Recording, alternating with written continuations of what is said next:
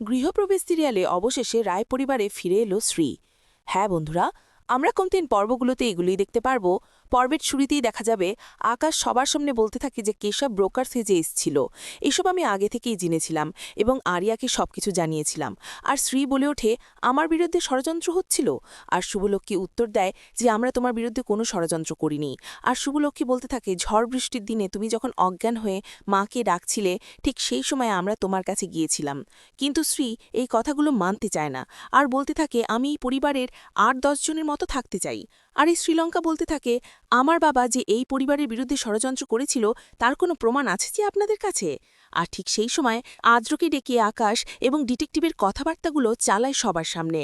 আর ওই রেকর্ডের সবার সামনে বলতে থাকে আকাশ যে ডিটেকটিভকে বলছে আকাশ এবং শুভলক্ষ্মী যেন কোনোভাবেই তার মেয়েকে খুঁজে না পায়। কিন্তু শ্রী এই সব কথা কিছুতেই বিশ্বাস করতে পারে না। আর ঠিক সেই সময় মোহনা বলে ওঠে আমার দাদা তার সারা জীবনটাই শুভলক্ষ্মী এবং আদের ক্ষতি করার জন্যই বেঁচে আছে। তো বন্ধুরা, তাহলে কি সবার সামনে এই সত্যটা প্রমাণ হয়ে যাবে যে শুভলক্ষ্মী এবং আদের সন্তান হল শ্রী? তো বন্ধুরা, তোমাদের কি মনে হয় সবাই কমেন্ট করে জানাও।